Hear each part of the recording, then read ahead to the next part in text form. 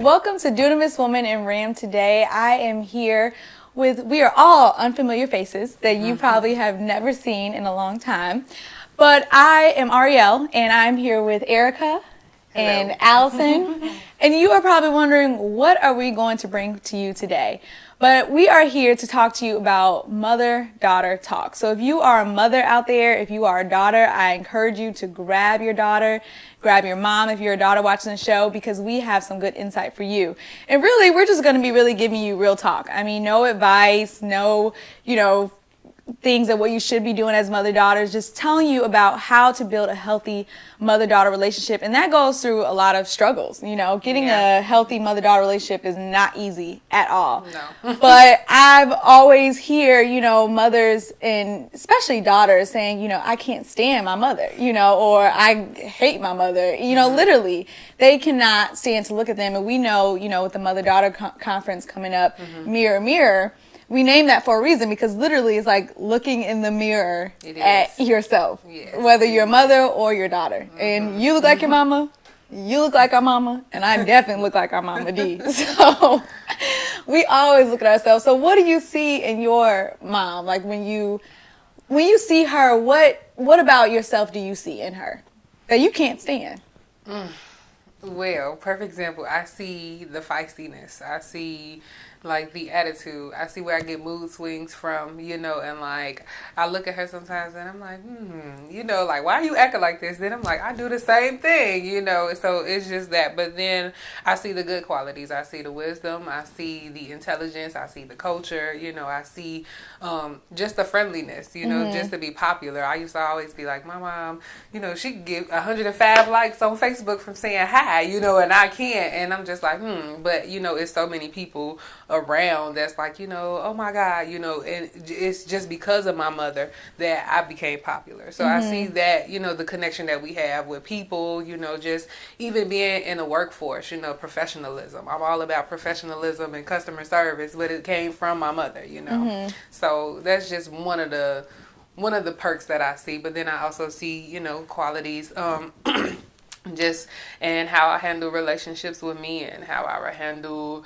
when something's making me mad, or even expressing myself. Like I am literally a mirror of my mother, and it took me to get 25 to see it, but it's just like it's a gift, and then it's just sometimes you're like, oh, I need to work on that. I don't want to be like this forever, and it's not saying anything towards her. You just see those things that you don't want to go into the next generation. And instead of saying I'm gonna do it better, it's just like you said, going to the next generation, knowing that.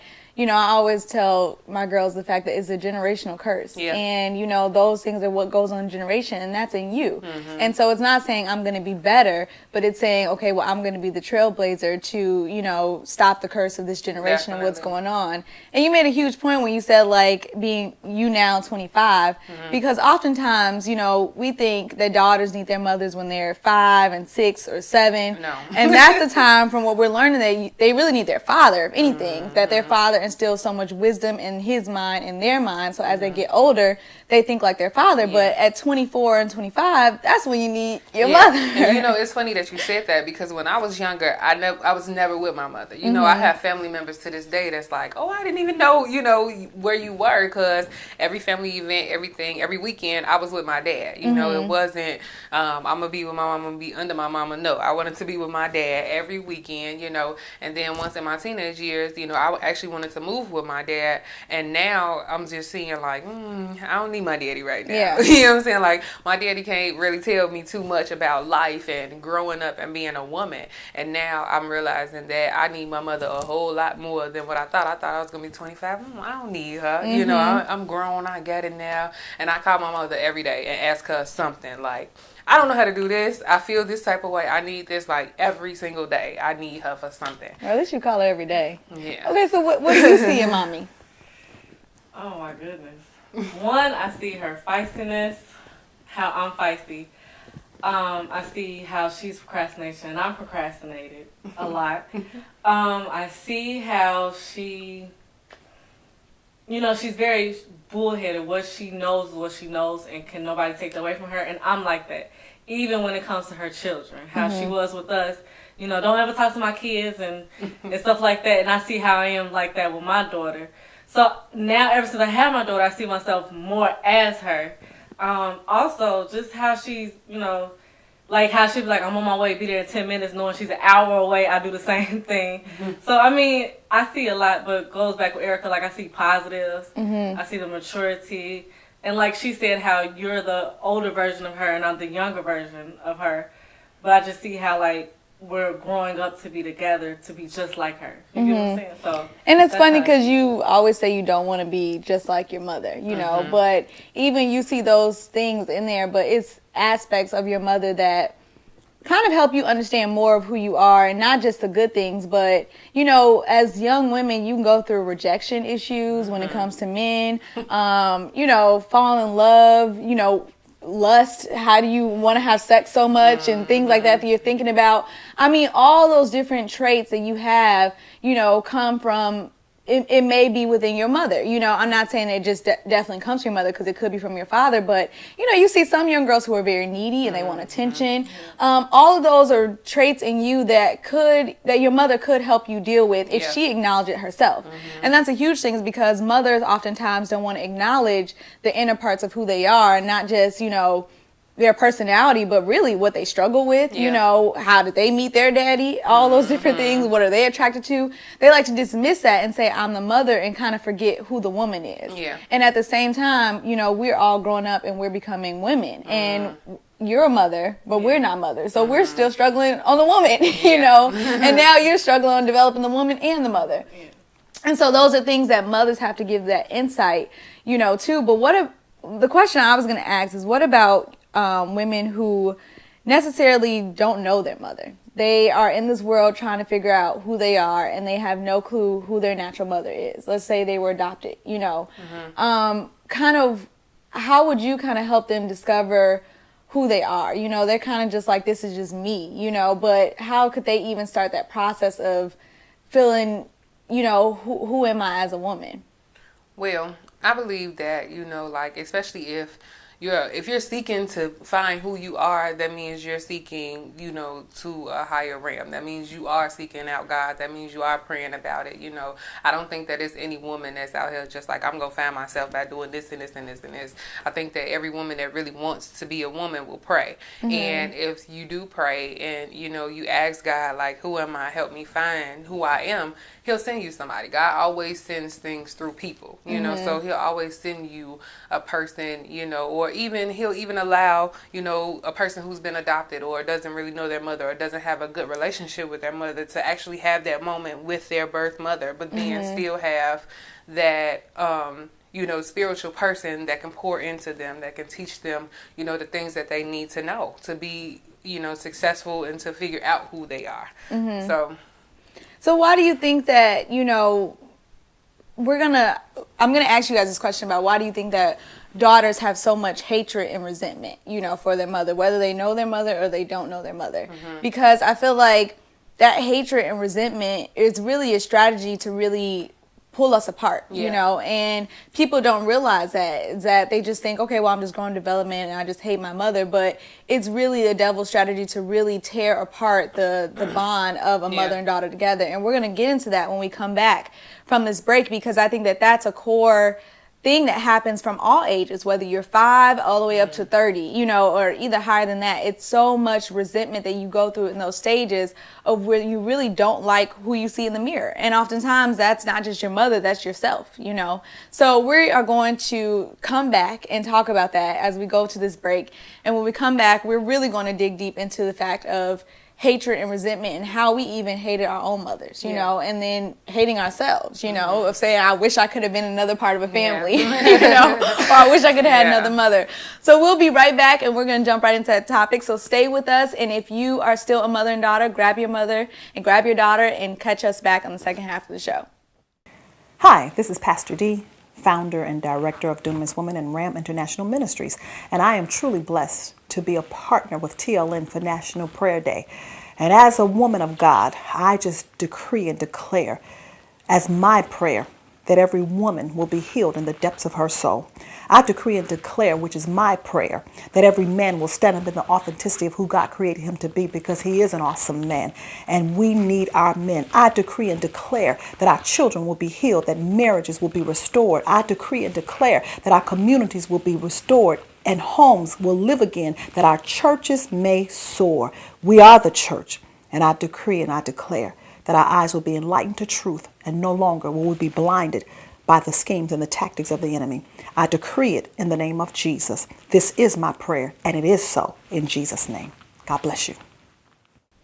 So we are back, and as we, left for that short break and that short commercial, we were talking about how do young women, or daughters develop hatred and resentment for their mother. Mm-hmm. And I know, there was a lot of things growing up that made me want to literally, and hate is a strong word, but really resent, my mother, mm-hmm. whether it's the guy that she dated, I would see the devil use tactics on her even being a pastor, making mm-hmm. you hate them even more. And now you have that show, preacher's kids and all stuff that's going out, and just her traits, like the fact that she was so feisty and mm-hmm. so angry. And it was just like, there was things like that made me just really want to hate her. You know, even the resentment of not doing what I desire because of my career and not moving where I wanted her to move, all those different things. So what kind of really at that moment made you dislike your mother?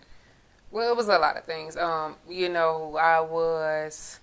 My mom had me when she was younger. She was like 18, 19, so I kind of grew up with my mother, I saw the process before my brother came into the world. And then once he came into the world, that's when she started to, begin her spiritual journey.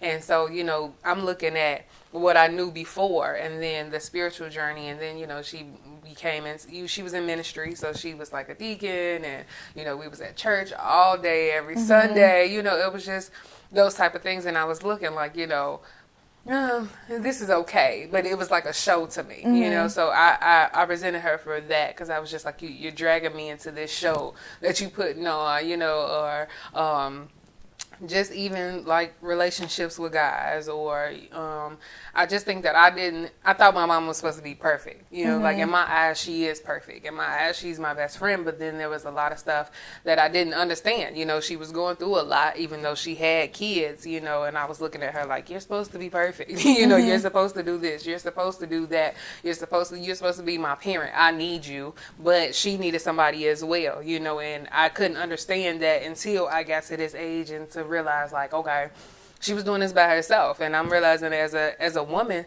it's a whole lot you need, mm-hmm. that you have to seek for. But then it's even harder to do that with 2 kids by mm-hmm. yourself, and I didn't look at it that way. I was just, selfishly like, okay, I need this. Yeah. I need this. I want this. I'm looking at this. Why can't I get this way? Yeah. And I have to do everything for myself. I really resented my mom a lot. And you grew up a lot. Like, you matured very fast, as a young girl. You were like an adult. And, even mom says now, it's like your mom was like a kid and you were the adult, because you had to grow up a lot. Yeah. Based on some of the things. And, naturally, I remember I was in an interview and someone was telling me, I think his name was Gary Chapman from the Five mm-hmm. Love Languages, that a child naturally feels like a parent's supposed to love me, mm-hmm. regardless. That's just natural. Like, a parent is supposed to love me, whether I've been through rape, whether I've been through abuse, mm-hmm. whether my mother adopted me, a parent is supposed to love me. Yeah. And I think that's the feeling that naturally daughters get, but they fail to realize it's the difference between the woman and the mother. Exactly. And you mentioned that, about how, your mom as a woman needed things. Mm-hmm. And she did love you, but maybe she couldn't love you the way that right. It wasn't shown the way I wanted it to be shown, so I didn't think that it was there. You know what I'm saying? Like,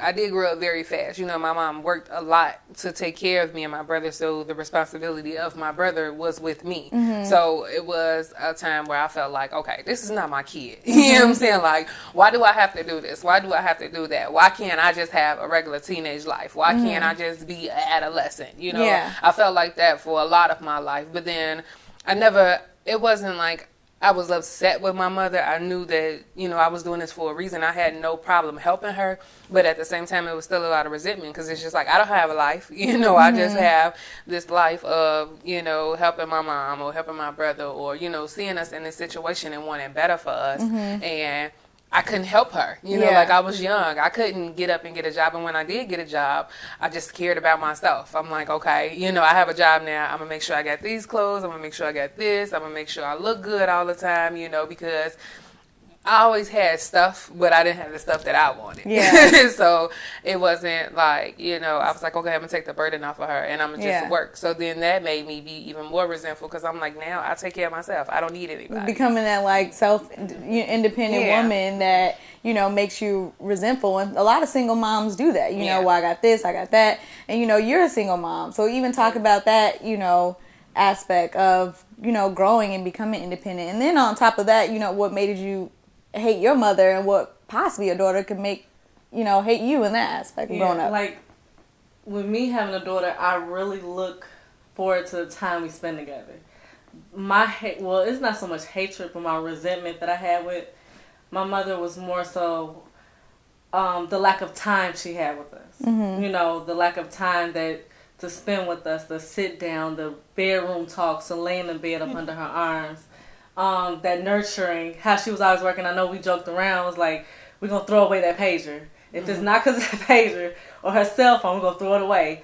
And, you know, she lacked the time to really spend with us. Mm-hmm. And so now, with me having my daughter, is more so, she lays with me and, you know, right now we're in a situation where she sleeps with me, but right now I really cherish that. So it's like she lays with me, she lays up under me, and while she's laying there with me, I talk to her. And I nurture her and I ask her questions. How do you feel? What's going on? When do you feel this? Or how's it when you go to school? Because I want her to remember the little things. Because eventually I am going to get married. Mm-hmm. And eventually she is going to have siblings. So, but I want that quality time with me and her so she can remember that. And it's not going to go away because I'm going to still have that regardless if I'm married. Tell my husband go lay on the couch somewhere. Mm-hmm. Because me and her still need that one-on-one time. So, that was my main resentment with her. But when it comes to, you know, I even asked her, okay, now I have this daughter.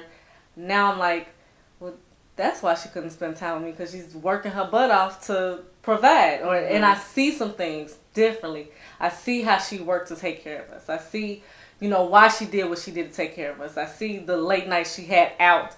Because she still needs to be tended to as a woman. Mm-hmm. And not only as a mother, where we were being selfish to like, well, you're my mother, so you need to be with us. And I didn't see her as a woman. Mm-hmm. But during that midst, I'm like, okay, this is what I'll do with Genesis. I will talk to her and be like, okay, mommy's going out, or mommy do this. And when she get older, I will explain to her. So, and even the letter I wrote to her was like, okay, Ma, now can you teach me how to be a woman? Not only can you teach me how to be a woman, but can you teach me how to be a mother in the process? Mm-hmm. And so that's where now that I have Genesis, I'm like, okay, well, we're going to sit here and grow together. Mm-hmm. And my main thing that I do with her is just really talk to her. I try to include her into everything. You know, even I was like, I want to include her in my wedding. I want to include her, you know, when I get pregnant, you know. And her Well, you had no brother, choice sister. but to include her. I mean, I know, but like, you know how some people, like, I don't know if it was for Erica, like, you know, your mama just pop up pregnant, like, okay, here it is, you know.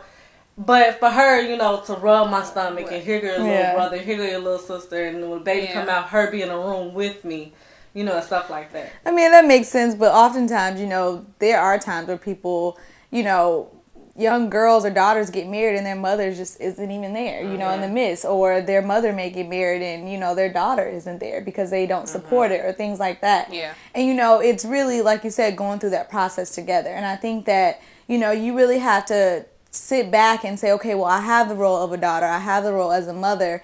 But who am I developing as a woman? You know, no matter how old I am, what is the process that I'm going through?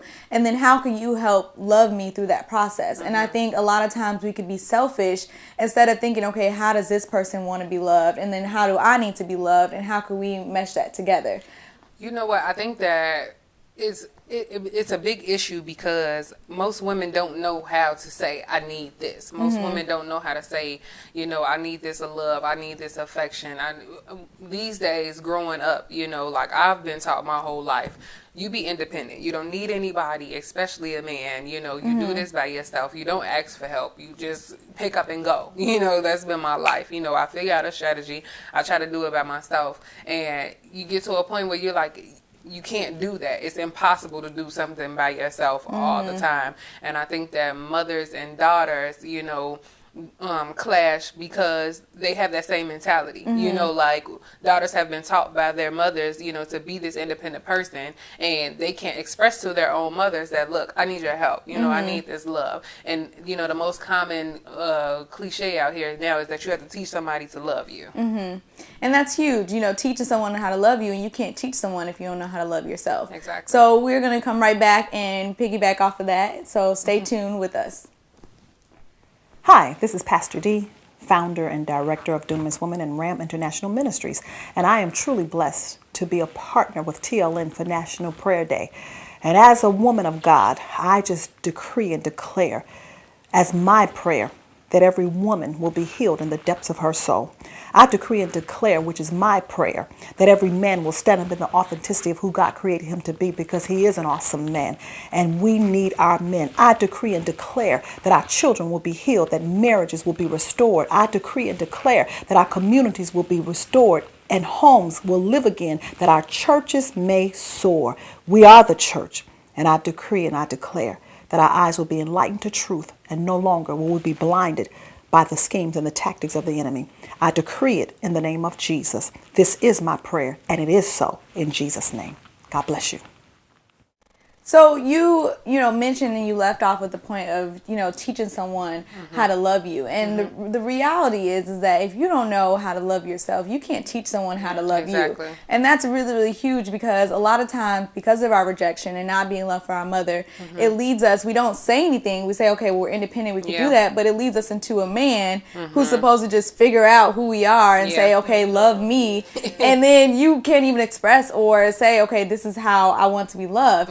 And run into the arms of a man just to find that compassion, find that love, is not the best answer either. I tell the girl, this one girl I was in class with, and she was like, me and my boyfriend were gonna live together, and I told her, I was like, sweetheart, you are 19 years old. I said, I need you to figure out what type of coffee you like. And she was like, huh? I said, you need to figure out you. You can't expect this guy, this boy, this man to love you, and you don't love yourself. And I told her, I recommend you do this before you have kids. Because when you have a child, you're trying to learn yourself and you're trying to learn the baby. So now, go out, get a sip of coffee. Do you like this extra cream? Do you like this extra sugar? What type of candy do you like? Do you like the red Skittle or do you like the yellow Skittle? It's just the little things that really, really make you figure out, what do you like? What do you want? How do you want it? So when this man come around, you could be like, no, you're not going to talk to me like this. Or no, you're not going to treat me like this. Because it's a way you could be submissive, but you can be independent also. And that's the whole goal of us even having this conversation, is the fact that, you don't want your daughter to run into the arms of a man because of her rejection or things in that aspect. And then same thing, you don't want your mother to just run into the arms of someone else because of the fact that they, don't feel love from their children. So it's a balance, and it's a lot of work that needs to definitely be done. And the process definitely is not easy, but at the same time, everyone's trying to find that love. And even in today's society now, you're not even trying to find that love through a man. You may be going to a woman to try to find that love, someone to, mother you, or someone to feel your heart and share that. So growing up and developing that process of figuring out who you are, that's the whole purpose of the Mirror Mirror Mother-Daughter Conference, is to really look in the mirror and say, this is who I am. This is who created me. This is the person who knows me. This is the mom who knew me, in the womb before I was even created. And I really just, when daughters say that my mother, hates me, or that I can't stand my mother, I don't think there's no mother who really births a child and just doesn't think any slight vision for their child, or even hope for that child, whether they give you up, whether they give you up for adoption, whether they give you to the daddy, whether they leave you in a box. It does not matter. As a woman, they're struggling with the issues that they have, but they had some type of hope for you, and even if it wasn't as much hope as you wanted, you were here for a reason. And every daughter out there, I really want to encourage you, that you were birthed for a reason. We know it takes a miracle for a woman to even have a child. And I mean, even speaking on the adoption, if you feel like you've been abandoned or, you feel like you are just out there alone, you're not.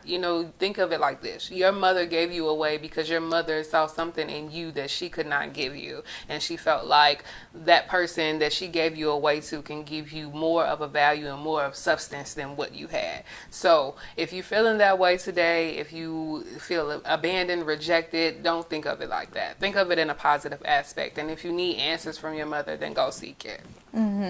So I just want to thank you guys for even, being on the show. It's so much that we could really talk to you about mother-daughter. So you guys are just going to have to come to the conference to get the whole, gist of everything and get all the nitty-gritty, because there is a lot to talk about. But the main thing is the fact that, if you are in the home with your mother or your daughter, you need her. You need her, and don't rush and run away and try to get married and go off and live on your own and be independent. That is a person that you are going to need till death do you part, even when you get a husband.